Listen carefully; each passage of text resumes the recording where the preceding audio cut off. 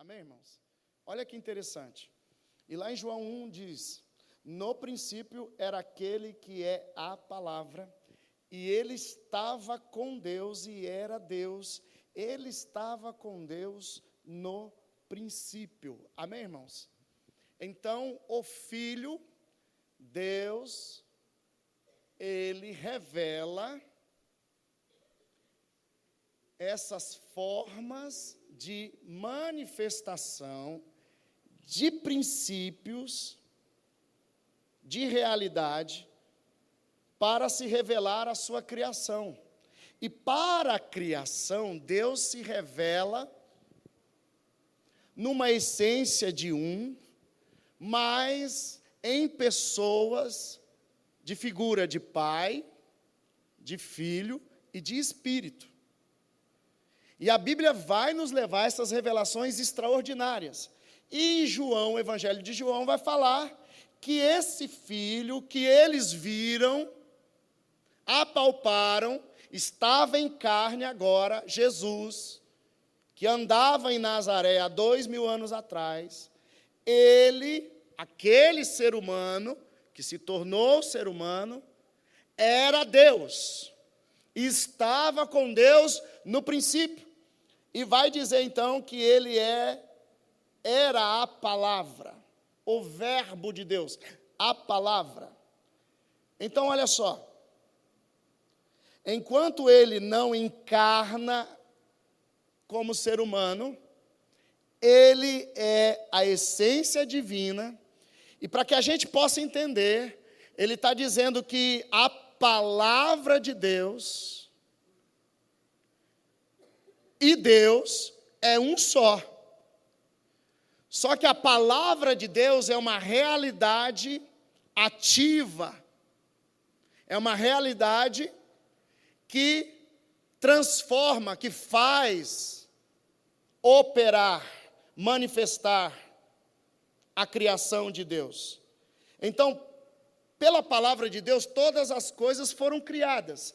E Deus, então, está revelando que esse verbo, essa palavra, ele é Deus, está com Deus no princípio de tudo, só que este verbo agora vai ganhar um processo de manifestação diante da humanidade, diante da criação.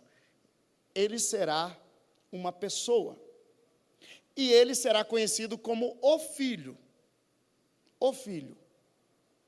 Ele é unigênito, ou seja, é um só, um filho. Só que quando ele encarna como filho, agora acontece um processo de adoção. Então esse pai pega o seu único filho e entrega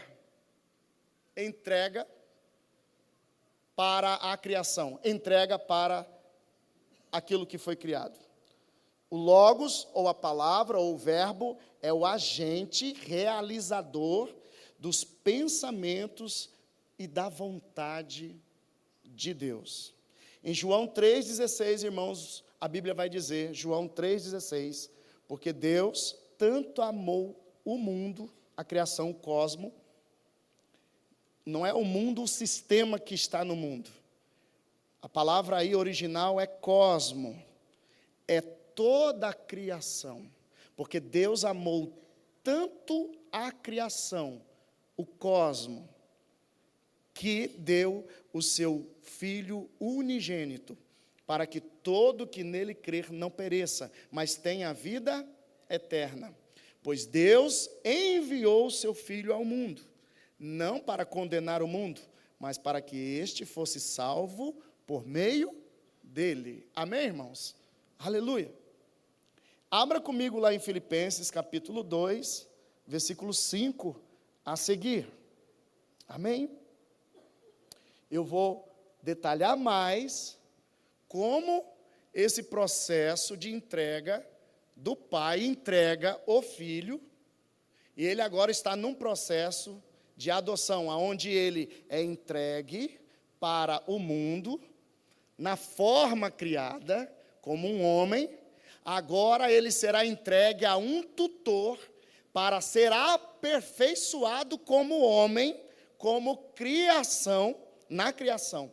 Ele vai se revestir. O próprio Deus Criador, ele agora se esvazia da sua divindade e se cobre da própria criação.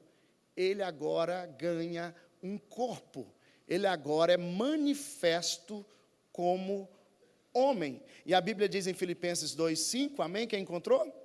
Amém? Seja a atitude de vocês a mesma de Cristo Jesus, que embora sendo Deus, não considerou que o ser igual a Deus era algo a que se devia apegar, mas esvaziou-se a si mesmo, vindo a ser servo, tornando-se semelhante aos homens. Amém, igreja? Você já podia dar um glória a Deus aí. Aleluia. Vocês não têm ideia, nós, de como isso é extraordinário. Extraordinário. Um tempo atrás eu vi alguém explicando sobre isso. Irmãos, olha que coisa extraordinária. O Criador de todas as coisas criou todas as coisas. E esse Criador, para redimir sua criação, que tinha vontade própria, ele agora se entrega, ele vem morar dentro da criação. Ele se torna um dentro da criação. E aí ele fala assim, é que nem o padeiro. O padeiro é o que formou o pão. O padeiro é esse homem, essa pessoa, com capacidades, com inteligência, com poder, para pegar o trigo, tal, fazer todo um processo, amassar, tal, e entregar um pão. Ele formou o pão, ele criou o pão. Se você pegar um pão e pegar o padeiro, é muito diferente um do outro, sim ou não, irmãos? Sim ou não? Agora, o padeiro, se for pegar assim no exemplo de Deus, o padeiro olha para o pão e fala assim, eu vou me esvaziar de tudo que eu sou e vou me fazer como um pão. Com miolo ou sem miolo, irmãos? Você entende isso, irmão? Não seria um ato de sacrifício? Um ato de entrega? Um ato, sabe, irmão, de... Aí, irmão, para apimentar a nossa comparação, nós temos um Criador que criou o homem, criou todas as coisas, e criou ele na sua presença. Deu vontade própria, poder, como o de Deus, para ter vontade própria. Aí o homem vai lá, peca, se distancia de Deus, se torna inimigo de Deus, se desvia de Deus. E aí esse Criador agora se faz como um homem, e a Bíblia vai dizer que ele se torna servo, e a Bíblia aqui no original vai falar que servo aqui é equivalente a escravo. Amém, irmãos? E ele se torna servo, ele é encontrado em figura humana, e foi isso que o Criador fez, para poder nos resgatar, aleluia, do domínio das trevas, do domínio do pecado, daquilo que era a nossa própria cobiça, a nossa própria vontade, pela ausência de quem é Deus. Por nossa própria vontade, escolhemos se separar do Criador, de Deus. Amém? Então, o verbo agora é uma figura humana, em forma de servo, em forma de escravo, ele se tornou um de nós. Como servo e escravo, ele recebe, então, um tutorado, uma tutela do próprio Espírito do Pai. Olha que extraordinário. Então, ele se revela como Pai, agora se revela como Filho, nesse processo de figura humana, de servo, de homem, mas agora também é revelado uma outra manifestação da divindade. O Espírito de Deus, o Espírito Santo. Então agora ele se Ele se desfaz da sua glória, da sua divindade, e agora ele é um ser humano. Mas agora esse ser humano, ele está entregue para um aperfeiçoamento, um treinamento. E esse treinamento agora está na mão de um tutor. Quem é o tutor? O Espírito do Pai. O Espírito que é Deus. O Espírito de Deus. Então, agora o Filho se sujeita à vontade do Pai. E ele se relaciona assim em forma humana. Amém, irmãos?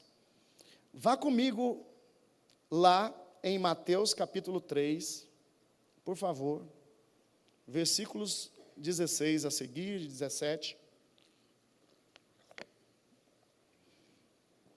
Aleluia. Diz assim, Mateus 3,16, assim que Jesus foi batizado, saiu da água, e naquele momento os céus se abriram, e ele viu, olha só, o Espírito de Deus descendo como pomba e pousando sobre ele. Então uma voz dos céus disse, este é o meu Filho amado, em quem me agrado. Irmão, nesse momento, desde a revelação de Gênesis, é um momento assim dos textos sagrados que você vai perceber assim explicitamente a revelação dessa trindade. O Pai, o Filho e o Espírito Santo. Amém, irmãos? O céu se abre, uma voz do Pai rasga os céus, e isso é audível para Jesus em corpo humano, em ouvido carnal, e as pessoas que estavam ali também ouviram. Deus quebra o protocolo e rasga o céu, e possivelmente no aramaico, no hebraico, no aramaico, ele fala. Uma voz vem do céu e diz, monta a frase, este é meu filho amado, em quem tenho muita alegria. Amém? Então quem estava ali, estava vendo o filho. João mesmo diz, este é o Cordeiro de Deus. O filho como servo, como figura humana, que se esvazia de toda a sua divindade e agora está em carne humana. Agora o Espírito Santo, ele vem numa forma corpórea, apenas para dar simbolismo da manifestação desse Criador, desse Deus, sabe, interagindo, se revelando na criação. E ele vem com uma forma de uma ave, uma pomba, e ele repousa sobre o Filho. E a Bíblia diz que ele permanece. Então aqui a gente tem, sabe, irmão, essa revelação extraordinária. Deus é isso. Deus é a essência disso.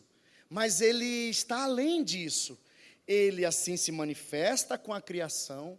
Isso tudo tem verdades profundas para que a gente possa compreender e entender a manifestação, a revelação da boa, agradável vontade do Criador de todas as coisas.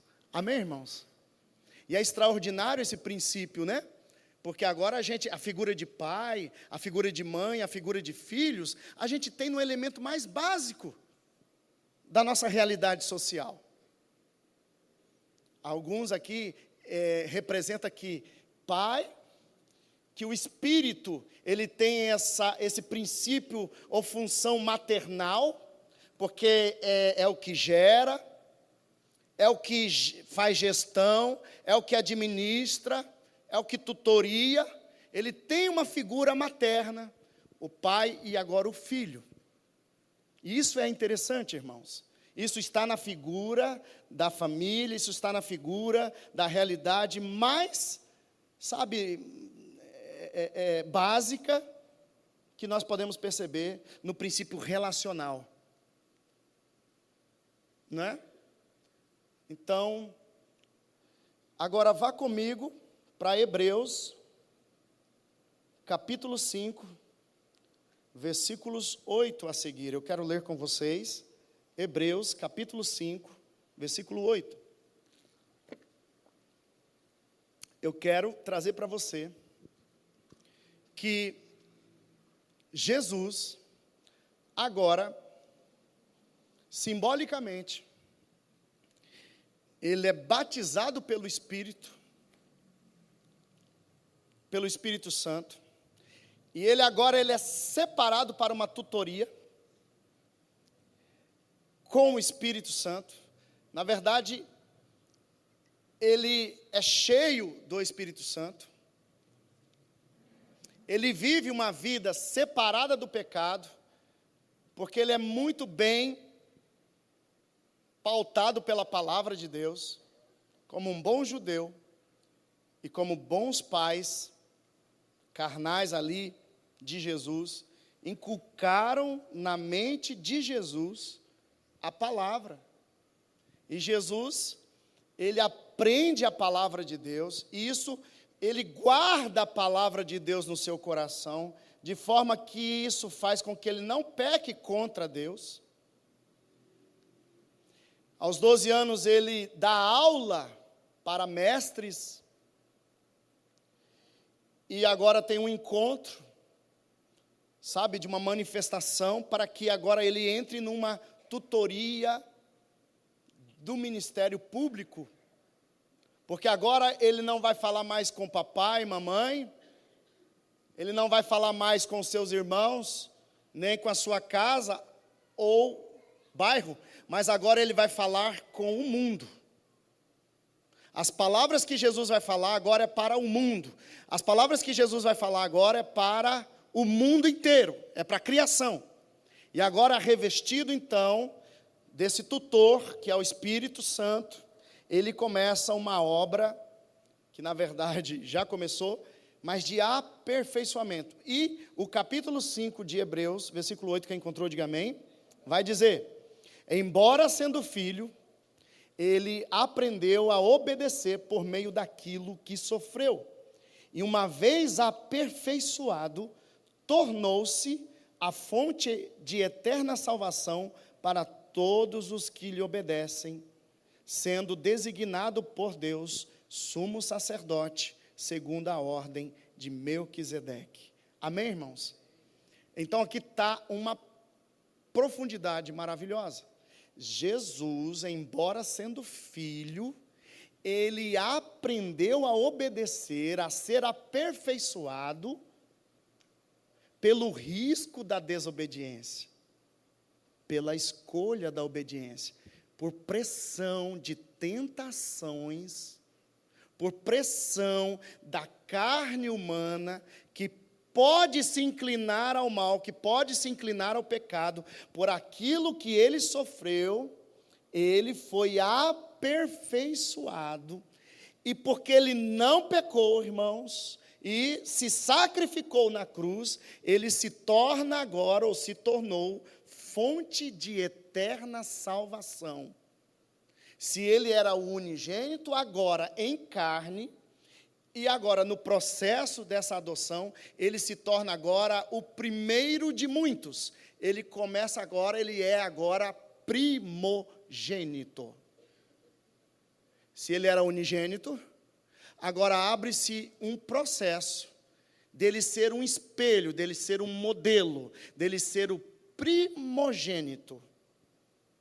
É interessante, lá em casa nós tivemos uma primogênita, a Anne Caroline.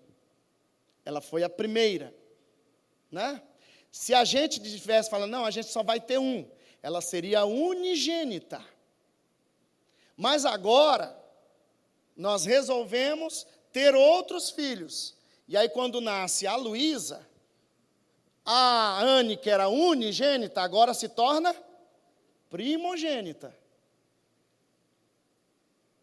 E agora, ele se torna o primeiro de muitos. Amém, irmãos? E isso, irmão, é extraordinário, porque ele é unigênito. Mas agora, a entrar nesse processo de adoção, de aperfeiçoamento, aleluia, ele herda, ele conquista uma condição, irmão, extraordinária de natureza. E agora, ele pode fazer o mesmo princípio que foi feito com ele, de adoção, ele agora abre para que outros possam ser feitos, adotados como ele, possa estar num aperfeiçoamento para ser um como ele, sendo ele o primeiro, sendo ele o primogênito. Amém, irmãos? Segundo a sua imagem, segundo a sua semelhança. Após, então, ser aperfeiçoado, ele volta à sua glória de antes, amém? Mas agora, para administrar toda a herança e bens do Pai. Olha só, irmãos. Por quê, irmãos? O céu e terra é um só. Se separou por causa do primeiro Adão que pecou.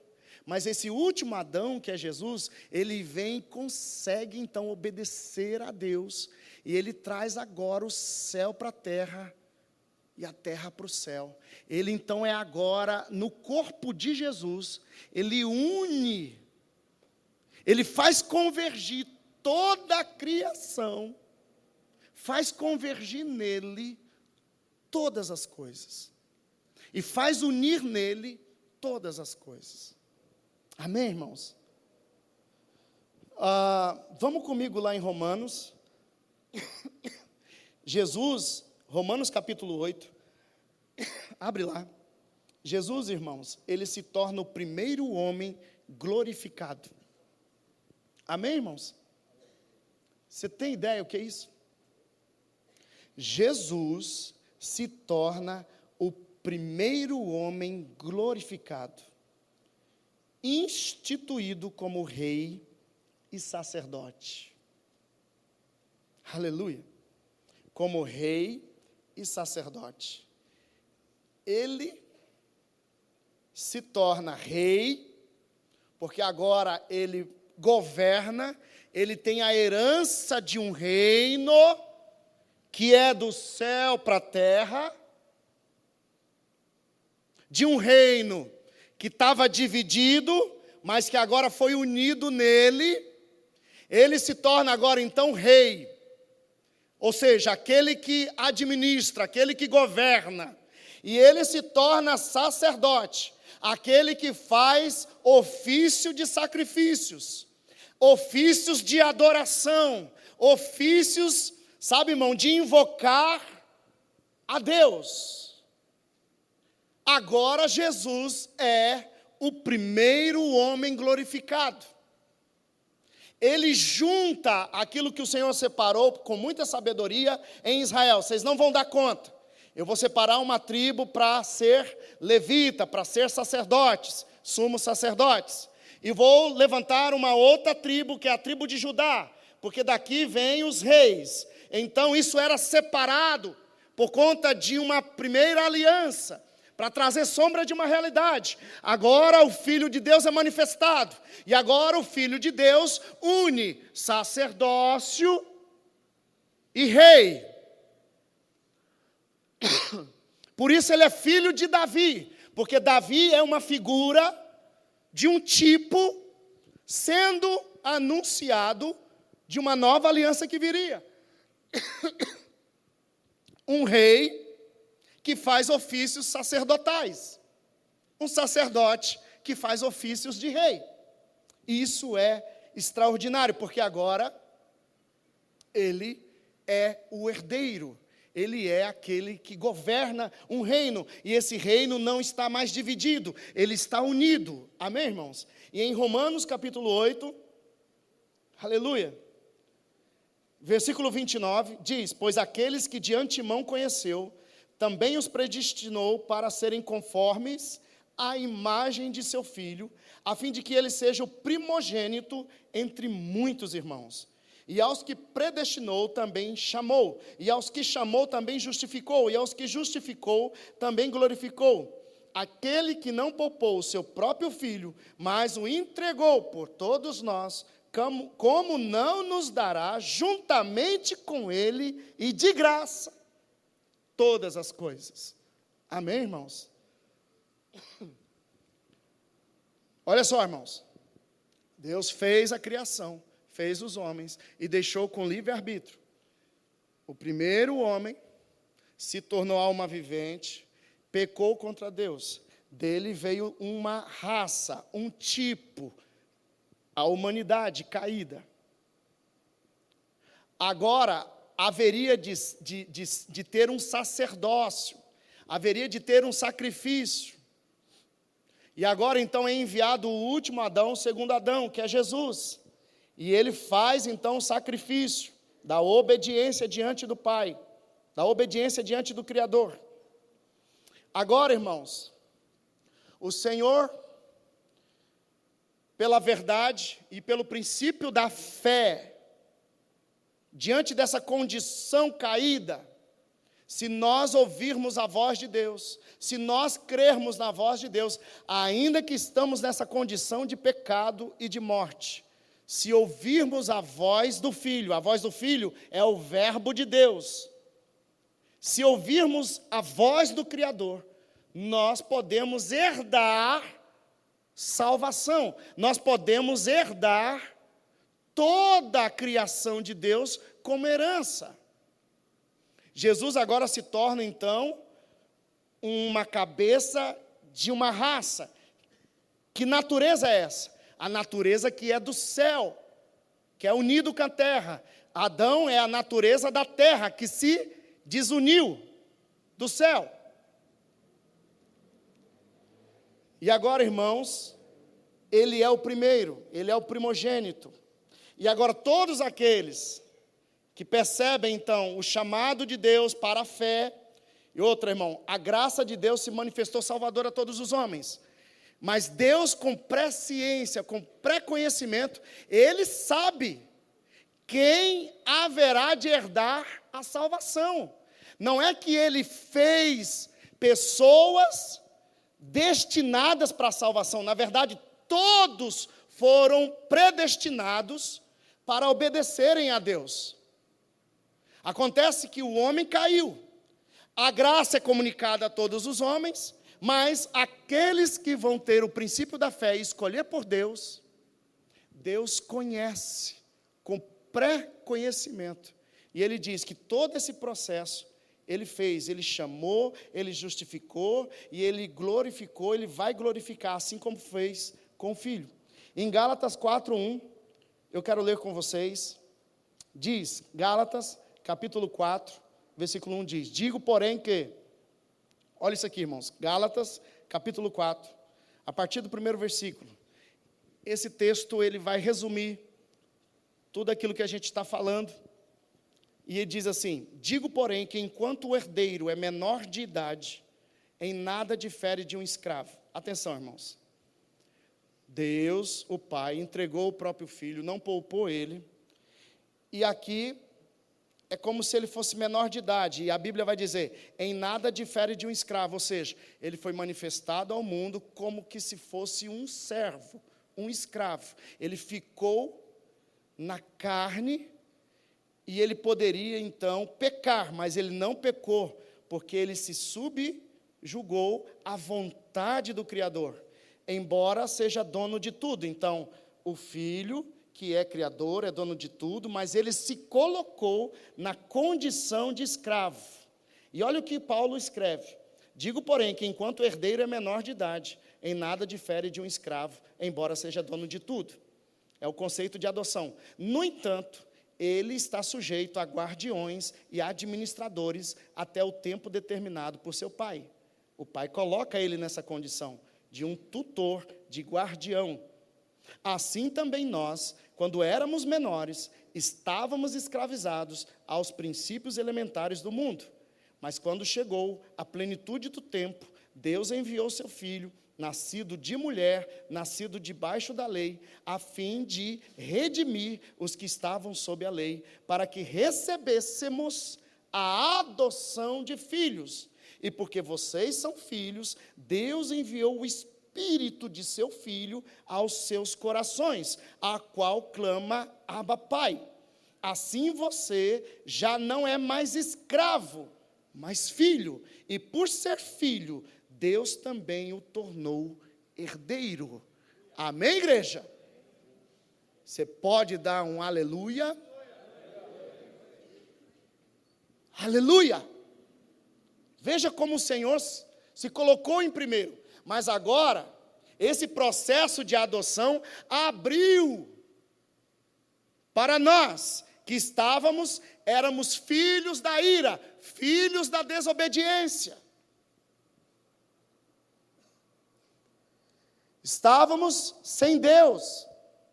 E agora todo esse processo foi feito com o Filho, e agora o Filho, ele abre esse processo de recebermos a adoção de filhos, e é receber o Espírito do Filho, o Espírito do Pai, o Espírito Santo de Deus, o Espírito de adoção.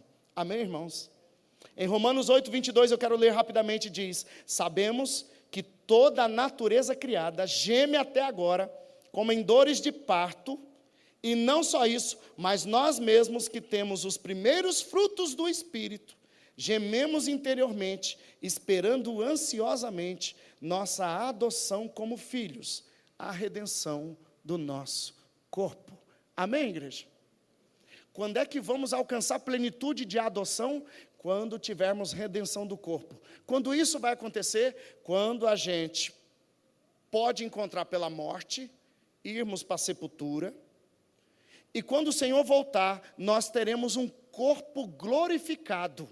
Quando chegarmos ao processo de glorificação, aí então se fechou a adoção do Pai. Nós estaremos para sempre com o Senhor, e nós agora fomos adotados. Então abriu-se um processo, irmãos, e esse processo, para ser filho, para ser herdeiro, para ser glorificado, é um processo agora de tutoria, de tutela. Nós não vamos mais fazer a nossa vontade carnal, para poder fazer a vontade de quem? Daquele que está nos administrando, daquele que está nos guiando, nos aperfeiçoando, para não sermos mais crianças, mas para nos tornarmos adultos, filhos formados, com capacidade para governar, com capacidade para reinar e desfrutar de toda a herança do nosso Pai. Amém, irmãos? Aleluia! Então, assim como Jesus foi entregue à tutoria do Espírito Santo, fazendo a vontade do Espírito, assim também eu e você, que cremos no Filho, recebemos o mesmo Espírito que nos adota e que nos dá um processo de adoção de filhos. Amém, irmãos? Agora, por que esse processo é aberto? Porque muitos crerão, muitos começarão a ser guiados pelo Espírito, mas muitos vão desistir e não receberão a plenitude da adoção. A adoção o que nós recebemos agora é o Espírito da adoção. Aqueles que forem fiéis até o fim, aqueles que forem arrependidos de seu pecado até o fim, aqueles que não se apostatarem e não blasfemarem contra o Espírito Santo. Porque tem um pecado, irmão, que é imperdoável. É o pecado da blasfêmia contra o Espírito Santo. Todos os outros pecados, irmão, Ele perdoa. O pecado contra o Pai é perdoável. O pecado contra Jesus, o Filho, é perdoável. Mas o pecado contra o Espírito Santo é imperdoável. E que pecado é esse, pastor? Uma resistência ao arrependimento. A gente começa se distanciando, a gente começa com frieza, aí daqui a pouquinho a gente começa a já pensar tudo ao contrário, e quando é daqui a pouquinho, irmãos, nós nem mais chamamos Abba Pai, nós apostatamos.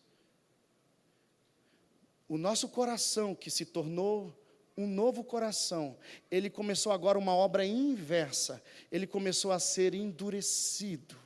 As preocupações dessa vida, lembra daquela Palavra de Jesus, a semente caiu na beira do caminho. A semente caiu em um terreno cheio de rochas. Amém, igreja? Vai ter gente, irmãos, que vai desistir de ser tutelado pelo Espírito, porque isso requer relacionamento com Ele. Quando nós não nos arrependemos mais, quando nós nos desviamos, irmãos do céu, nós estamos à beira. Quando nós vamos rejeitando, e não somos convencidos mais do nosso pecado, porque a presença do Espírito é nos convencer do nosso pecado, da justiça de Deus e do juízo de Deus, nós nos tornamos resistentes. Se hoje vocês ouvirem a voz do Espírito, não endureçais os vossos corações. Os filhos, eles não são perfeitos, eles estão em aperfeiçoamento, e isso é uma obra do Espírito com os filhos de Deus. Somos ainda como crianças que estão sendo trabalhadas e guiadas até a plenitude da imagem do Filho aperfeiçoado. Quem é o Filho aperfeiçoado? Jesus, o primeiro de muitos irmãos. Nós devemos ir até a maturidade, até que chegamos à estatura do homem perfeito, do Filho de Deus. Amém, igreja?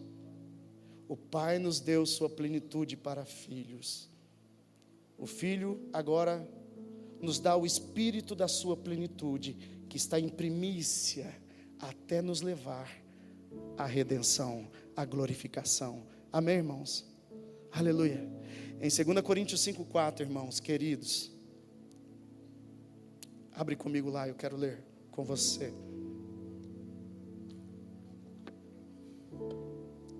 2 Coríntios capítulo 5, a partir do versículo 4. Quem encontrou aí, diga amém. Olha só, igreja. Pois enquanto estamos nessa casa, olha, irmão, nesse corpo de pecado, atenção, eu ainda estou nessa carne, e a minha carne só quer pecar, mas eu agora tenho o Espírito, amém, igreja? Se eu me inclinar à voz do Espírito, se eu me inclinar à vontade do Espírito, aquele que nasce do Espírito não peca. Tem uma natureza em mim que é que nem a de Jesus, não peca, amém, irmãos? Por isso que eu tenho que me arrepender do meu pecado, que é o fruto do meu corpo de pecado, até, irmãos, eu ser treinado, guiado, aperfeiçoado, de forma que o pecado vai ficando para trás. A carne é fraca, mas o Espírito é forte. Você pode, irmão, ser guiado pelo Espírito e vencer as tentações. Jesus deu prova disso. Agora em 2 Coríntios 5,4 diz: pois enquanto estamos nessa casa, gememos e nos angustiamos, porque não queremos ser despidos, mas revestidos da nossa habitação celestial, para que aquilo que é mortal seja absorvido pela vida. Foi Deus que nos preparou para esse propósito, igreja, da redenção do nosso corpo, dando-nos o Espírito como garantia do que está por vir. Se você for guiado pelo Espírito, a Bíblia diz que Ele é um selo, Ele é uma garantia, é um penhor. Está sobre você, está em você, aquele que vai te guiar para te converter dos teus maus caminhos, para perdoar os seus pecados, para, convencer você do seu pecado, da justiça e do juízo de Deus. E Ele não vai desistir de você até o último fôlego da sua vida. Você pode rejeitá-lo, você pode apagá-lo, você pode entristecê-lo, mas a Bíblia garante que Ele vai estar com você, intercedendo, falando, te convencendo, até o último dia. Se você ouvir a voz, se você se arrepender, Se você for alguém do coração arrependido, amolecido, quebrantado, você vai vencer. E você vai herdar a vida eterna, irmão. Aleluia. Aleluia. Romanos 8,14, eu quero ler para você. Romanos 8,14 diz: porque todos os que são guiados pelo Espírito de Deus são filhos de Deus.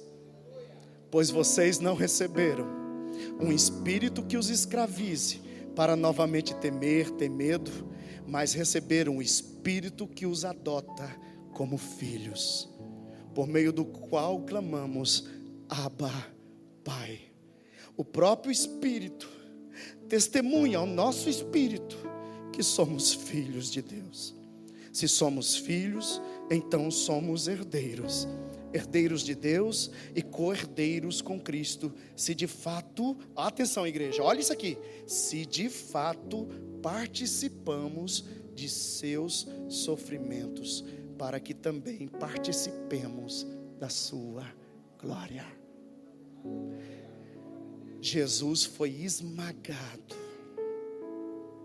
Jesus crucificou a própria vontade, para que a vontade do Pai, a voz do Espírito, pudesse ser plenamente atendida.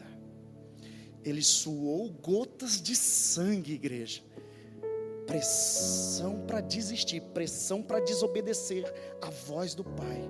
Ele sentiu no corpo dele, a medicina explica, a carga de pressão emocional, sabe, biológica, que um ser humano se condiciona a um processo de pressão. A Bíblia diz que Jesus suou gotas de sangue para não pecar contra Deus. Eu te pergunto, você já suou gotas de sangue para ouvir a voz e permanecer na voz? Ele fez isso por você, para te dar o direito de ser filho, de ter o mesmo Espírito e de clamar: Abba, Pai. E eu quero encerrar, porque quando você vai estudar o termo Abba, Pai, você tem uma palavra chamada Abba e tem uma palavra Pai. Elas significam a relação com a mesma figura de pai. Só que na grafia do original, do grego, Abba está escrito como balbuciar mesmo de uma criança. Está escrito exatamente Abba, que era como um hebreu, um judeu, quando estava começando a falar, uma criança, quando começava a falar, chamava o pai de Abba. É como se no português, nossos filhos quando estão aprendendo a falar, e a gente fica torcendo papai e mamãe para que ele fale papai primeiro ou mamãe primeiro, sim ou não, irmãos? E aí quando eles vão falar, eles falam assim: papá, mamá, mamá, papá. E a gente, meu Deus, ele falou papai, ele falou papai. A criança, quando ainda é criança e já consegue falar, identificar a figura do pai, ele chama papa. No hebraico, e com o som certinho de lá da língua hebraica, esse som é chamado Abba.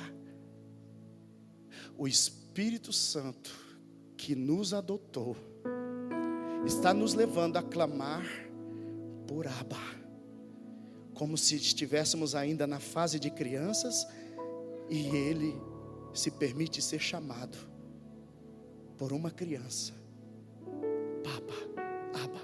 Só que também o mesmo Espírito que está sobre nós, que vai nos levar a um aperfeiçoamento, vai nos levar de crianças para a maturidade. Porque criança não pode governar, não pode administrar os bens, a herança de seu pai. Mas ele é necessário que ele seja aperfeiçoado. E então vamos também clamar: Pai. Olha só, igreja, a fase Abba. Filhos, crianças que confiam sem conhecer, cegamente, com pureza. Abba. Eu ainda não sei quem é Deus, nem sei qual é o seu reino, eu não sei quais são os seus termos, eu não sei qual é a sua lei, eu só sei que eu tenho uma relação, e nisso que eu ainda pouco conheço, eu sei perceber sua presença, e a sua presença para mim me faz chamar Abba. Eu não conheço todas as coisas, mas eu sei que Ele é o Abba. Agora vai ter pessoas que vão crescer, filhos crescidos, maduros, que confiam não porque não conhecem, mas porque conhecem, porque viram, tem convicção de honra, com discernimento. Eles separaram as impurezas da pureza, então eles chamam Pai.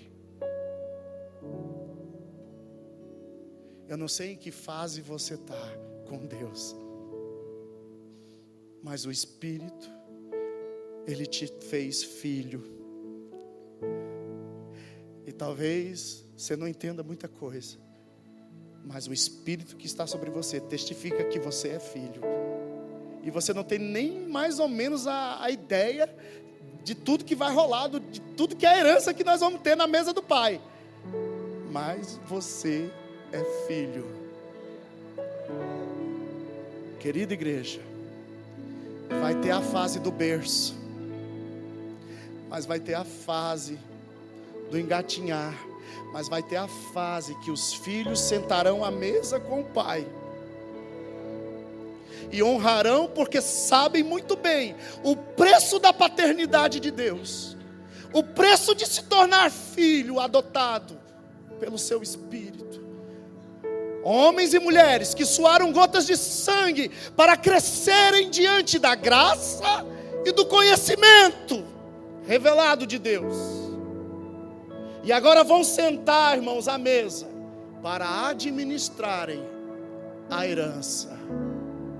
Você acha que Jesus está voltando para quê, igreja? Você acha que Jesus vai arrebatar você e chamar você do túmulo se você estiver morto para quê, igreja? Para reinar sobre a terra, porque os filhos de Deus herdarão a terra, porque os pacificadores, os humildes herdarão a terra. Nós reinaremos com Ele, o primogênito, o primeiro de muitos irmãos. Aleluia.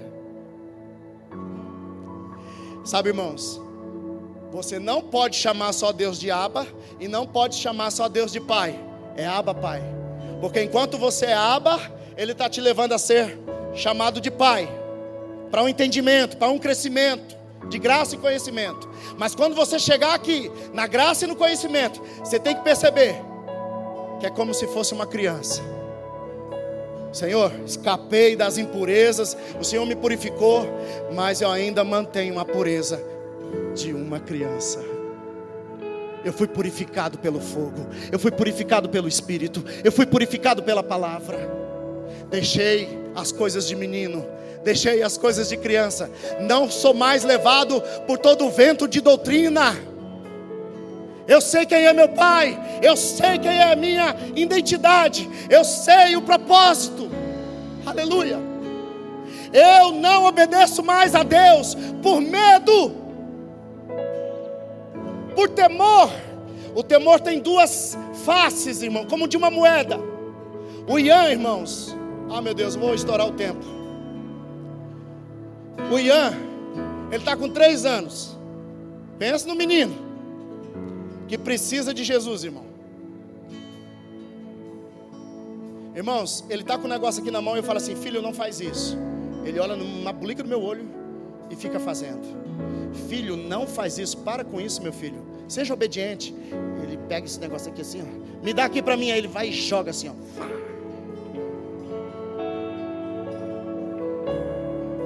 Ele me desobedece. Irmãos do céu, lá a Luísa, a Anne já aprenderam. Mas o dia, irmão, que eu dou um grito de leão, Se eu falar que nem cordeiro com eles, o filho, meu irmão, não vai ter medo. E ele vai querer desobedecer e até desobedece. Mas uma criança, quando escuta o brado do pai, Ian, para com isso! Me dá isso aqui! Ele obedece na hora. Sabe o que é isso, irmão? Medo, temor. Ele é criança. Você acha que eu vou fazer algum mal para ele como pai? Não. Mas eu mostrei para que ele compreenda que precisa ter um temor. Amém, igreja? Ele é criança, ele ainda não entendeu que aquilo que eu estou pedindo para ele vai evitar ele do mal, vai evitar dele se prejudicar. Amém, igreja? Ele é criança. Mas quando o Ian crescer, irmãos, quando ele crescer, eu talvez nem vou estar mais aqui. Ele vai estar casado, ele vai estar com os filhos dele, se assim Deus permitir. E ele vai obedecer, ele vai ter alguma coisa que ele vai herdar de mim para obedecer. Eu não vou estar mais presente, eu não vou precisar mais gritar, mas agora ele vai obedecer. Sabe por quê? Porque ele aprendeu, ele foi aperfeiçoado, ele cresceu, ele sabe o valor da minha paternidade, ele sabe honrar. Ele vai obedecer agora por amor, por honra, não mais por temor, por medo. Quando a gente é criança, irmão, a gente obedece a Deus por medo, com temor. Mas quando a gente cresce, igreja, não precisa mais. Nós o amamos, nós obedecemos, porque sabemos o preço da sua paternidade. Nós sabemos o preço do seu resgate. Nós sabemos quem Ele é. Nós temos compreensão de quem Ele é. Então o honraremos pelo que Ele é, não pelo que Ele faz quando criança, mas pelo que Ele é, porque agora sentamos à mesa com Ele. Amém, igreja? Aleluia. Fique de pé.